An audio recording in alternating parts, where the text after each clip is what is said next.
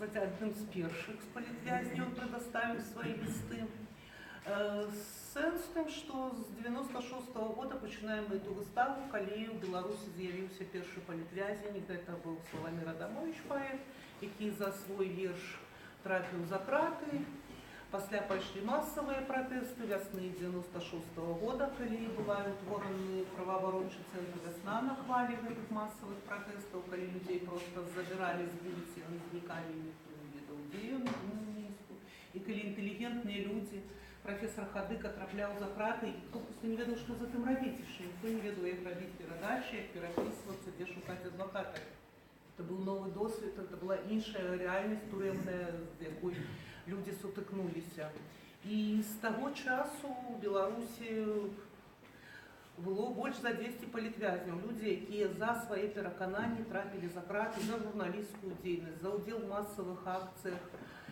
І весь гэты час трывала перапіска. Акрамя 96-го года вот дзіўна вельмі атрымалася, што ў працэсе падрыхтоўкі выставы атрымалася, што якраз вот падчас 96-го года все гэта сумоўе ішло праз адваката, і была перададзена толькі адна цдулка ад Вячеслава Сіўчыка, дзе ён заклікаў сваю жонку не трымаць галадоўку, таму што яго сыну было 3 месяцы ўсяго.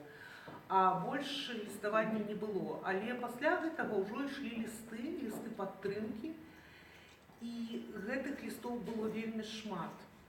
Мы збіралі лісты ўсяго паўгады, мы набралі 1500 лістоў, але гэта мы сапраўды пачыналі ад 90-х гадоў, таму што здавалася важным сабраць тое, што было раней, не тое, што цяпер. І сутыкнуліся з тым, што ўжо шмат што трапіла на лецішчы, шмат што страчана, шмат што людзі не знаходзяць ужо самі. Гэтыя лісты вельмі важныя на самай справе, таму што ёсць такі ўстойлівы міф, што беларусы не салідарная нацыя, што свая хата з краю і так далей. Але вот тое, што гэтыя 20 гадоў, 22 гады ішла такое ліставанне волі з турмой, і людзі фактычна рызыкавалі, тыя, якія пісалі гэтыя лісты падтрымкі. Я магу сказаць, што вот Алесь Вікторович Беляцкі сёння будзе падпісваць кніжку «Холодное крыло Радзімы». Мы рабілі і супольна. Я з гэтага боку, Алесь Вікторович за кратамі. Я магу сказаць, што фактычна вот змест гэтай кнігі ў мяне выкралі проста з паштовай скрыні, а пасля падкінулі вот такой рашкамутаны ў выглядзе кампаніі.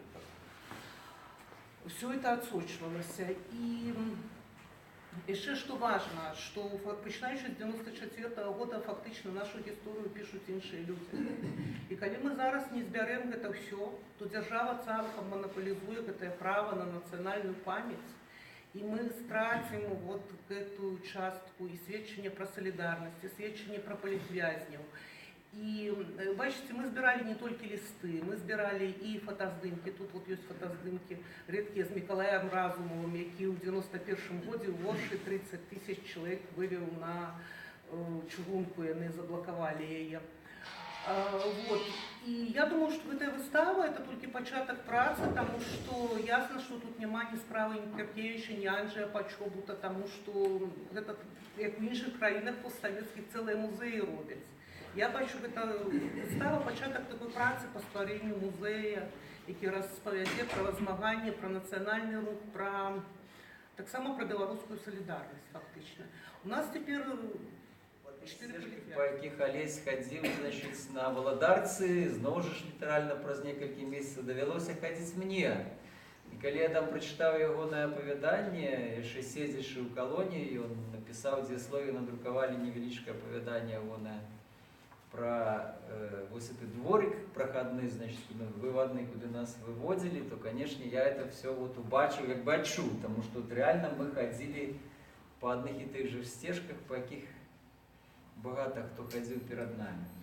Вот, тому компания у нас такая, Полина, может, измодеруй тогда, як ты это бачишь, и как говорили мы все. Для мяне тады ўзнікла пытанне, якое вельмі важным было тады, застаецца вельмі важным цяпер. Вот эта мяжа для чалавека, які не знаёмы з крымінальным светам і не збіраецца ў турму, паміж воляй і няволяй. То есть, як ён апынаецца за кратамі. І першае пытанне это пра тое, што першы дзень за кратамі. Я? До вас. Це було якраз, я згадую, це був 1 вересня 2002 года. І, ну, у нас була трошки інша ситуація з Миколою Маркевичем, що ми їхали на хімію, і ми сідали тут в Цягніку, то есть ціла делегація нас проважала. Все це, справді, була така знову ж, проводи, як коли, війська. так докладно так виглядало. І коли Поліна сказала про те, що білоруси не солідарні, я так само абсолютно не згодний з цим і спрочаюся завсюди. Справді десятки людей, які прийшли провести, мы ехали в этом Цягнику, и самое, что было важно, только я вышел в этом жлобине, меня одразу зустрел був такий депутат Верховного Совета Марат Афанасьев, вже повел, не покидав тому. Ось, одразу зустріли, все, що треба, вирішили, і плюс, ну, короче, я мав абсолютное такое вражение, переконание полной подтримки. Ну и я досить молодий був, мені тільки там було 24 роки, тобто мені було це вельми цікаво, щиро кажучи.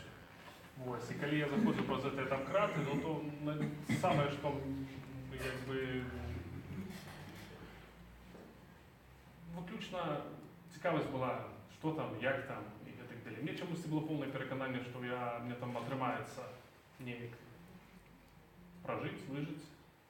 Ось, тому, тобто, якісь таких особливих уражень у мене перший день, ну, так кроме вот этой солідарності там, да, і як виїжджали, і як там зустракали, вот это саме головне враження. Ну, тут тяжко сказати, що першим днем лишились, тому що спочатку ІВС, ось, і троє суток, вони були такі, коли було невідомо. Всі випустять, ці там, ну, скажем, до 10 суток. Ще була надія, що може бути, це все скончиться, якби. Ну і коли вже не скончилося, коли привезли сюди, ось, перша ночь это так званий карантин. Это просто всех кидают в камеры, там камера невеличкая была, на 4 места сидело человек, может, 15. Ось. И это такое место, видите, что теоретично, ну, там приехали люди с проблемами. И якби, ну, треба ж плакать в таком месте. Там, якби, все смеялись. Вот. И это, ну, якби, такая вот борьба со стрессом, это вот этот смех. И мне это запомнилось, вот это, что, ну, улічуючи то, що у мене ж, конечно, був этот досвід, вот этот суточний, так, то якби не було такого вельми моцного, ну, это все ж таки подрихтовало мене. Ну, і переконання, що раніше чи пізніше все ж таки, ну, я опинуся там, не було вже на процесу такого досить довгого періоду. Ось. Але ось, ну, от то, що от коли я згадую, то я згадую, що от, ну, сидять люди, які абсолютно різний склад від чоловіка, який питаються його, це ти був. Він каже, ну, в Ашмянах був, а де ще був, а він більше ніде не був. Теперь уродно был. Вот, это от таких людей, да, там некого предпринимальника, які якби, ну, ведучи, що його посадять, тут опошній тиждень голівудив по всіх ресторанах і грошей на баскетбол. Ось, якби, ну, вот такая ситуація. Ну, ураження, конечно, это неприємне, але разом з тим не було ніякого такого от слома психологічного. Конечно. Я думаю, может так по часі. Значить, ну, а я згадував так само не так давно, що фактично, ну, життя не крихтувало до такого льосу, бо фактично, коли в 81-му році ми там почали розмовляти з абсолютно подпольної ситуації, ще бувши студентами, і мене там, значить, як кажуть, вербовали, що, слухай, а ти ведаєш, що у нас ось така суполка, значить, в Мінську, я був в Гомелі вчився в університеті, і ми там за незалежність. 81 год, яка незалежність? Тут, значить, это Советский Союз аж трясется, значить, диссидентов там садять налево-направо там. И, конечно, тогда было такое отчувание, что коли уже ты с этими хлопцами звяжешься, то, значит, чекай тюрьмы. А с другого боку, не максимум было не зв'язаться, тому що по переконаннях ми були однолькові. Ось, я просто був вельми радий, що ми зустрілися. Ось, це була Менська суполка студентів національно-демократичного накерунку, ось, натурально настроєних. Ось, і з тих часов фактично психалагічна заўсёды быў гатовы, што это магло здарыцца, і было некалькі выпадкаў, калі это было ўсё вельмі блізка. Згадываю 91 год, калі на Леніна там была дэманстрацыя антыкамуністычная, Валерый Седов туды павесіў, значыць, такую сетку с пустыми пляшками, там венок сплели из колючего дрота, до Ленина поставили, значит, куфайку так само опронули на пудило, типа, это были все эти плоды коммунизма, так званые, значит, вот венок с колючего дрота, куфайка и пустые пляшки, 91 год, 90-й год, 90-й год, так ладно. Ну, тогда возбудили криминальную справу и выкликали мяне як сведку, я адмовіўся даваць паказанні тады па этой справе в катэгарычнай форме, а калі ты адмаўляешься, прычым я просто адмовіўся, не спасылаючыся ні на якіх артыкулаў, возбудзілі крымінальную справу супраць мяне за адмову даваць паказанні. Но гістарычныя падзеі развіваліся так хутка, што праз паўгады ўжо там сітуацыя вельмі моцна памянялася. Я стаў дэпутатам Мінскага гарсавета і просто вырашылі не звязвацца, плюнулі ўсё.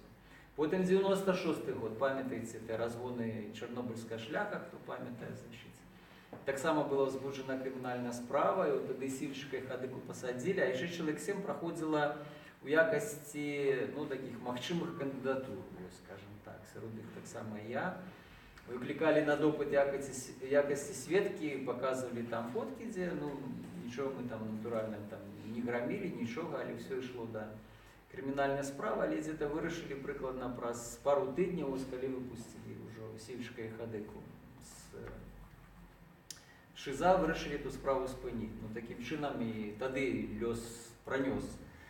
Вось. А калі гэта ўжо адбылося зараз, 10-й год выбары, вы добра памятаеце, значит, десяткі чалавек потрапілі ў зняволенне, вось Алесь адзін сярод іх. І пачалася распрацоўка праваабарончага цэнтра «Весна», прычым яна распачалася трошку ранейшая, за некалькі месяцаў перад снежнем, перад выбарамі. Это показывало, што КДБ працавала мэтанакіравана супраць актыўных арганізацый, збіралі матэрыялы, ну і ўрэшце рэшт у лістападзе з'явіўся ліст старшыні КДБ у камітэт дзяржкантроля, што давайце-ка вы пачынайце расследаваць гэту справу. А ў снежні, калі ўсё это адбылося, то, конечно, это ўсё закруцілася яшчэ і хутчэй. Ну я ўсё это даведаўся.